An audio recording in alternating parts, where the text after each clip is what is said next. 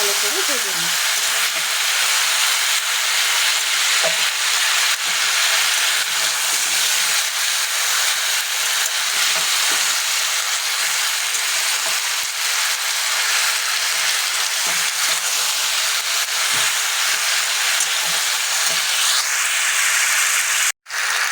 মশলা হিসেবে দিয়েছি হলুদ, নুন আর গুঁড়ো লঙ্কা আর অল্প একটু চিনি।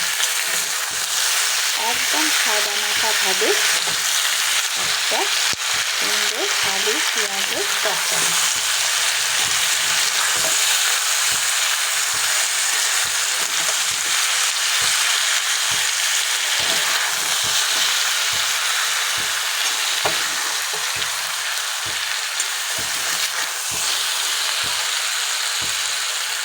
এটা শুকনো শুকনো হলে রুটি দিয়ে আর একটু গা রসা রসা হলে ভাত দিয়ে অসাধারণ টেস্ট হয়, অসাধারণ যাকে বলে।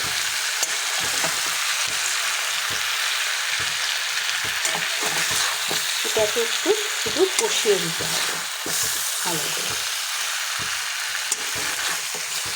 আর কোনো রকম মশলার দরকার নেই।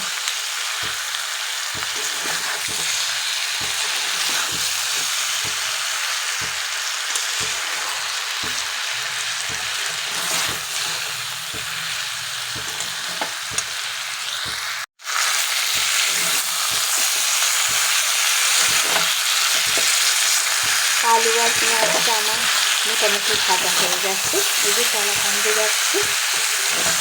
এইবার এর মধ্যে দিয়ে দেবো অল্প করে জল, একদম নর্মাল টেম্পারেচারের জল,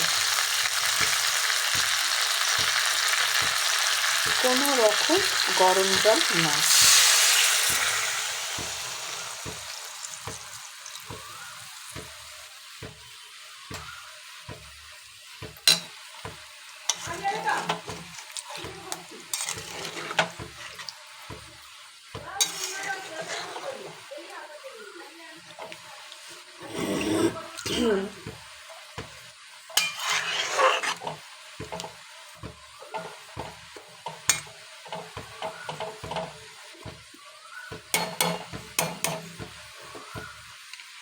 এটা একটু ফুটে গেলে এতে একটা ঢাকা দিয়ে দেব, ফুটুক ততক্ষণ।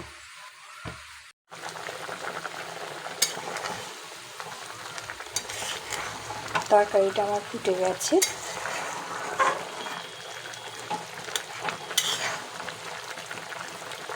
এইবার এতে একটা ঢাকা দিয়ে দেব।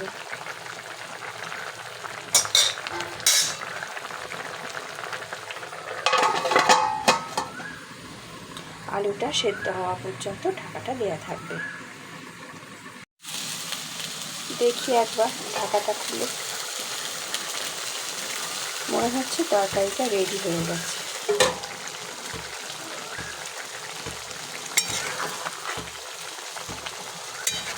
গ্যাসটা আমি কমিয়ে দিয়েছিলাম যাতে তাড়াতাড়ি সিদ্ধ হয়, নাহলে গ্যাসটা বাড়ানো থাকলে কি হবে, জলটা শুকিয়ে যাবে, আলুটা সেদ্ধ হবে না।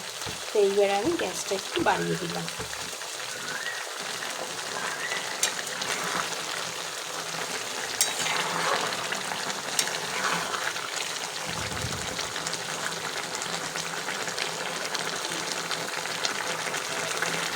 আলুটা সেদ্ধ হয়ে গেছে, তো তরকারিতে এই জলটা মরে গেলে তরকারিটা কমপ্লিট হয়ে যাবে।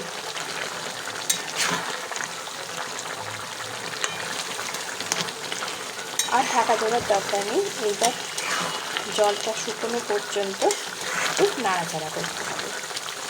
আমার এই রকম ঘরোয়া রান্না তোমাদের কীরকম লাগছে অবশ্যই বলবে, লাইক করবে, আর আমার এই চ্যানেলটাকে সাবস্ক্রাইব করে দিয়ে আমার সঙ্গে থাকবে। তো ঠিক আছে, আমার তরকারি রেডি হয়ে গেছে, আজকের মতো রাখি, টাটা।